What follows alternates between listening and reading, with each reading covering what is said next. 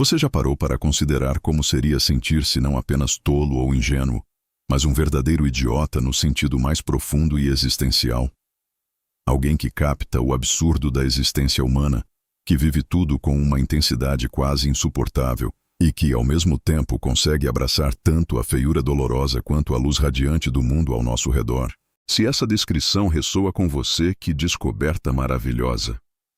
Talvez você já tenha tocado as ideias de Fyodor Dostoiévski, o autor que elevou a figura do idiota a um dos símbolos mais ricos e desafiadores de toda a literatura e do pensamento. O que, afinal, significa ser esse tipo de idiota na lente dele? E se, ao refletirmos juntos, descobríssemos que assumir essa posição talvez seja a única maneira honesta de navegar a doença espiritual do tempo em que vivemos? A beleza salvará o mundo. Dostoiévski nunca compôs para confortar ou entreter. Ele criava para incomodar, para cortar fundo, para abrir portas que muitos preferem manter trancadas. Suas frases agem como lâminas precisas que dissecam a carne viva da condição humana. Seu romance, O Idiota, não é mera história. É uma tese filosófica envolto em tragédia, um olhar sem piedade sobre o que acontece quando um ser de bondade genuína é lançado no meio de uma sociedade que só compreende a gramática do egoísmo, da vantagem e da podridão moral. O príncipe Mishkin, alma central dessa trama, surge como o último romântico em uma época que já trocou os sonhos elevados pelo frio cálculo, o ardor sincero pela conveniência e a pureza pela desconfiança cínica. Seu erro: acreditar que um coração limpo ainda tem lugar em um ambiente treinado para triturar ou explorar tudo que não consegue controlar. Para os outros personagens, ele aparece como um desajuste, um peso emocional, um erro de sistema em um jogo que só premia os espertos e os traidores. Aqui surge a pergunta que Dostoiévski nos obriga a encarar. Quem de fato é o verdadeiro idiota? Aquele que guarda sua integridade mesmo pagando o preço mais alto, ou aqueles que, dia após dia, negociam pedaços da própria alma apenas para continuar respirando? O que mais desestabiliza em Mishkin não é ingenuidade, mas sua capacidade quase sobre-humana de sentir a dor dos outros como se fosse a dele próprio. Ele não observa o sofrimento, ele o carrega. É o que o pensador Emil Cioran chamaria de o tormento da existência, aquela sensibilidade rara e devastadora que transforma a angústia alheia em própria. E é justamente essa presença que se torna intolerável para quem o cerca. Ele arranca máscaras, derruba defesas e, sem uma palavra de acusação, funciona como um espelho implacável que revela a feiura escondida. Nietzsche, grande admirador de Dostoiévski, observou que ninguém mente tanto quanto o indignado, porque a indignação muitas vezes serve apenas de escudo para a culpa própria. Mishkin desperta exatamente essa indignação. Ele é um lembrete vivo de que algo está profundamente errado na forma como escolhemos viver. E esse lembrete dói demais para quem já se acomodou ao teatro da hipocrisia social. Existe um motivo para este vídeo seguir um ritmo mais lento. Talvez você tenha percebido que as imagens não mudam o tempo todo, que a narração faz pausas, que a música não tenta disputar sua atenção. Nada disso acontece por acaso. Cada escolha foi feita para diminuir o ritmo e abrir espaço para a reflexão. A trajetória do romance parece seguir o caminho de um mártir, porém sem coroa de glória. Mishkin não é venerado, nem compreendido. É ridicularizado por alguns, explorado por muitos, e no final, esmagado por quase todos. Sua bondade não o transforma em herói vitorioso. Transforma-o em cordeiro a caminho do sacrifício. Seu amor pela beleza e sua compaixão sem limites são vistos como fraquezas perigosas, vulnerabilidades que só podem acabar em ruína. E se Dostoiévski tivesse razão? Será que o mundo realmente não tem espaço para os Mishkin? Porque uma bondade absoluta não apenas questiona o status quo, ela o ameaça, mostrando que o jogo pode ser jogado de outra forma. E isso é insuportável para quem já aprendeu a vencer trapaceando. Onde nós nos encaixamos nessa narrativa? Seríamos capazes de viver como Mishkin, ou nos alinharíamos, sem perceber, com aqueles que o destroem? Vivemos uma época em que cinismo é confundido com inteligência, frieza com maturidade, e rimos da esperança como se ela fosse sinal de imaturidade. Mas será que essa esperteza nos trouxe algo além de um vazio que pesa cada vez mais? Dostoiévski não nos entrega respostas prontas. Ele apenas nos coloca frente a frente com a questão incômoda. E, no fundo, suspeitamos qual é a resposta. O verdadeiro idiota talvez não seja Mishkin. Somos nós que fomos nos tornando espertos demais. E, aos poucos, justificamos nossa própria perda de pureza. A tragédia de Mishkin não está só em sua personalidade, mas no solo onde ele brota. A Rússia do século XIX, um caldeirão fervente onde o antigo e o novo se chocavam com violência. A aristocracia decadente lutava para manter as aparências enquanto ideias revolucionárias e nihilistas sopravam como vento gelado. A fé ortodoxa, que um dia dera sentido à alma russa, começava a ruir sob o peso da modernidade. Foi nesse cenário de colapso que Dostoiévski forjou personagens que ecoam os medos e dilemas de uma época inteira. E ele não era mero espectador.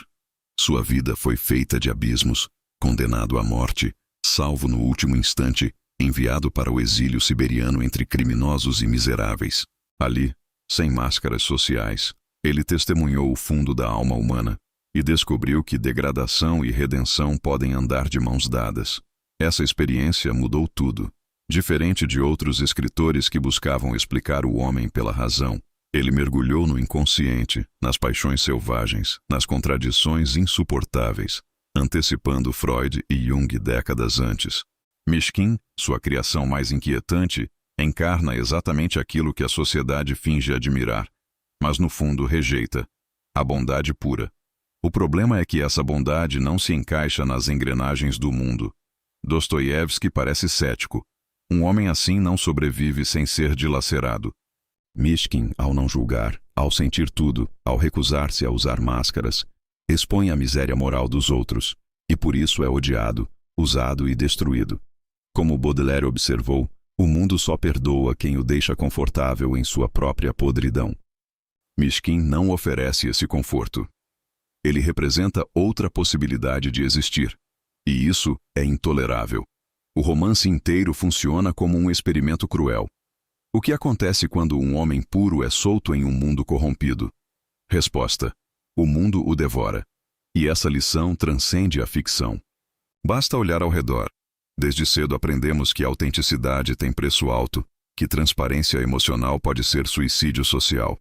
No trabalho, nas amizades, na família, há códigos tácitos que definem o aceitável. Quem os ignora vira estranho no ninho, isolado, humilhado, descartado. A lógica é brutal, mas coerente.